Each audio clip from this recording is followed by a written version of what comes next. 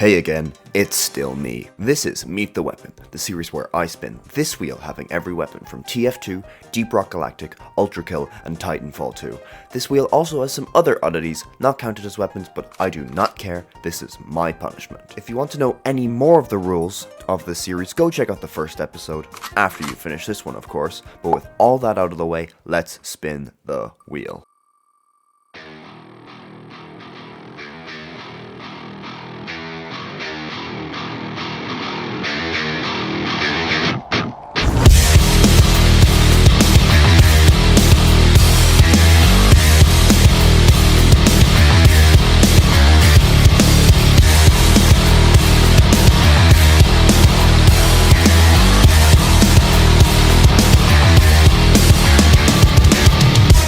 The M1000 is Scout's first unlockable primary, which is unlocked at Scout level 10 with 7,600 credits, 80 Croppa, and 120 Jadas. It's a semi-automatic rifle, being one of Deep Rock's only weapons with an alt-fire. Holding down the fire button will cause the weapon to enter focus mode. When focused, bullets fired have perfect accuracy and deal double damage, but it costs 2 rounds of the magazine at once. Focus mode takes a few moments to fully charge, shown by the crosshair rotating. When focus mode is active, the screen zooms in slightly to help with aiming. Focus mode shots can be cancelled by reloading the gun, swapping weapons, or swinging the pickaxe. The M1000 is pretty obviously based on the M1 Garand, probably the most iconic weapon in gaming, being in practically every World War II video game ever. The M1000 is my favourite Scout primary, being his most diverse weapon, with each upgrade and overclock doing vastly different things. The upgrades for the M1000s, like all Deep Rock weapons, are split into 5 tiers, with each being unlocked as you level up your dwarf. On the first tier, there are 2 upgrades. The expanded ammo bags, which give you an extra 40 bullets to take down into the Cave of Hoxes, or the increased caliber rounds, which increase the weapon's damage by 10. Now here you can really go for either, because both benefit both playstyles of the M1000. If your goal is to only get focus kills, the extra ammo is always appreciated, or you can use the extra damage to take down high profile targets faster. On the second tier, there are 3 upgrades. Fast charging coils, which increase the focus speed by 25%, better weight balance, which decreases the recoil by 50% and decreases the weapon's spread by 30%, and hardened rounds, which increase the armor breaking capabilities by 220%. Here the focus choice and the spam options are more obvious as to which helps each playstyle, with the fast charging coils for the focus and the decreased recoil for the spam, and well, the armor breaking is kinda useless either way. On the third tier, there are 2 upgrades. Killer Focus, which gives an extra 25% focus damage, and Extended Clip, which gives an extra 6 bullets to each clip. Here, the focus choice and the spam option are more obvious as to which helps each playstyle. Wait, I feel like I've said this before. Let's get scratching. On the 4th tier, there are 2 upgrades. Super Blow-Through rounds, which give the M1000 piercing capabilities, and Hollow Point bullets, which increases the weak point damage by 20%. Now, this is where the upgrades get interesting, with each upgrade being useful for either playstyle. I personally go for the extra weak point damage because I prefer breaking the Glyphid's ankles, and then giving them back shots. The 5th tier has 5 upgrades, each changing how the weapon is played dramatically, starting off with Hitting Where It Hurts, which gives the player the ability to stun lock enemies on a focus shot. Precision Terror. Upon killing an enemy, a AoE of Fear, which causes the Glyphids to skedaddle, and Killing Machine, which gives a quick reload after each kill. Now, like with all DRG guns, the 5th layer is where things get wacky, because each of the upgrades is useful in their own way, with the stun lock upgrades letting you roleplay as a mobile player. The Precision Terror is very useful on higher hazards against swarms, as this weapon's largest weakness is its inability to deal with swarms, but that will come up later. Killing Machine gives you practically instant reloads and is unsurprisingly my favourite upgrade, with how broken this can be at times. Whoa, this game has a huge amount of customization for every gun, but there can't be possibly anything else to talk about.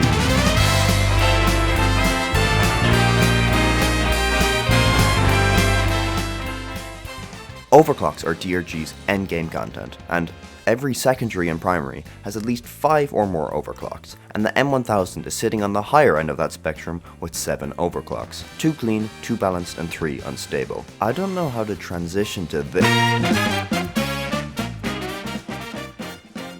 Starting off with the M1000's best overclock, the hoverclock.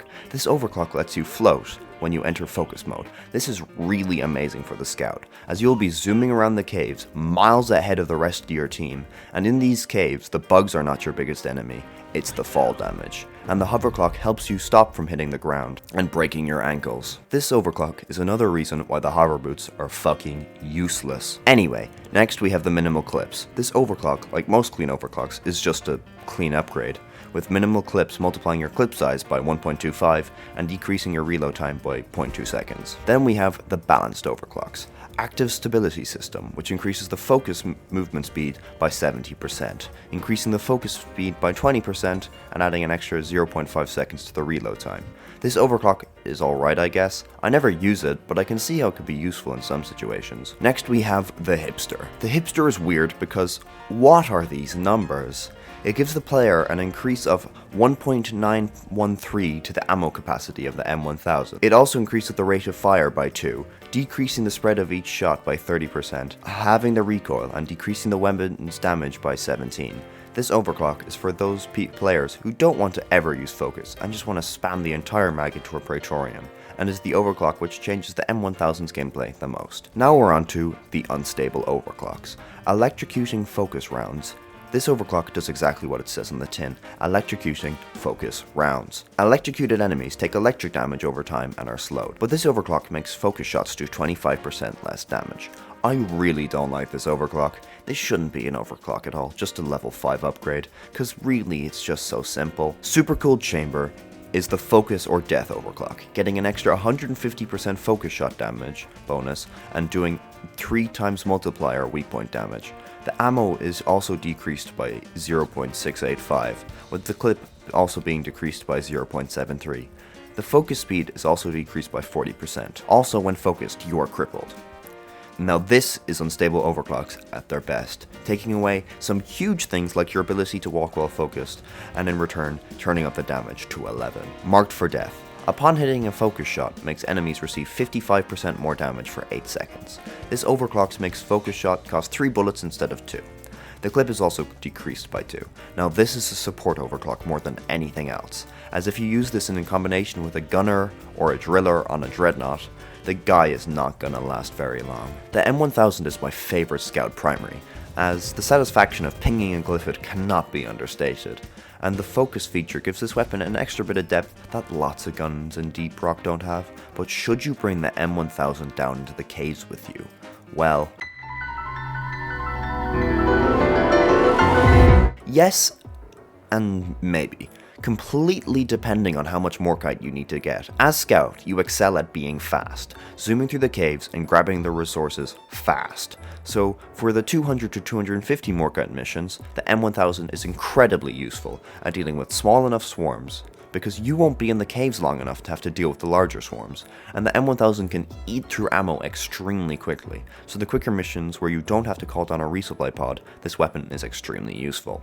Now for the higher Morkite missions. The layout of Morkite missions is a lot of small, windy tunnels, and 1 or 2 big open areas, and in these small tunnels the M1000 can't really help against larger swarms, as the weapon, as I am repeating myself, excels in larger, more open spaces, which in lots of Morkite missions takes a longer time to reach, and more time for the weapon to run out of ammo, and a longer time to get rushed by a shit ton of glyphids. So your skill with the weapon dictates if you bring it on higher Morkite missions.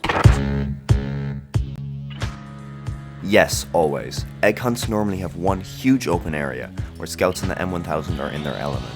And no matter the number of eggs I need to grab, it's always useful, because against the largest of swarms, you can just grapple, reposition, and start sniping. Maybe.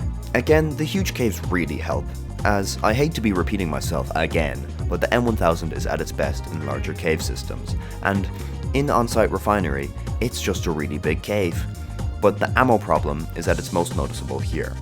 In on-site refinery, it's on the longer end of the mission scale, and if you don't have the right upgrades, all your bullets will be gone and you'll be bug food. No, just don't. When you're stuck in the communication uplink circle or the fuel line circle, you cannot leave, as if you do, the mission's over, like some sort of shitty Mr. Beast video. And this doesn't work well with Scout not wanting to be near the danger. Unless you have teammates who will stay and draw aggro while you can just snipe the larger glyphids, don't. Yes, same thing as the egg missions. It's fast, the caves are large, open spaces, and you don't get massive swarms. Maybe. Scout's other primaries are just better for the job in general, as the M1000 is only really useful in the boss fight at the end, helping deal with the flying rocks. The caves are decently sized, so you have the space to escape, but in the connecting segments where the glyphids come out to play, you can really get ganged up on pretty quickly. Yes, this is Scout's best primary for the job, as the damage output cannot be bested by any of the other Scout primaries, and the caves have enough space for you to be able to grapple behind the dreadnoughts and deal with their weak points. Again, the other Scout primaries can be better, but also worse. This one's completely up to personal preference. The length of Industrial Sabotage also doesn't help, as you need to almost always call down at least 1 or 2 resupply pods per mission, and the M1000 doesn't help in this regard with how quickly it goes through ammo. But the larger caves can help with its ankle breaking capabilities, and it can also really easily deal with sniper turrets, which can be a pain in the ass normally. Maybe. The caves help with the range, but in the end drill segment you can't do much against the huge amount of bugs. The other primaries are just better for this mission. I haven't really played it much in the M1000, so if you guys notice anything different, leave a comment about it. Now, to stop this video's already bloated runtime, I will not be going over deep dives. Now, if you want me to in future videos, just say it in the comments. Also tell me what you think of the M1000 in the comments. I read all of them and it's greatly appreciated. Wow, that was a lot, but why isn't the video open?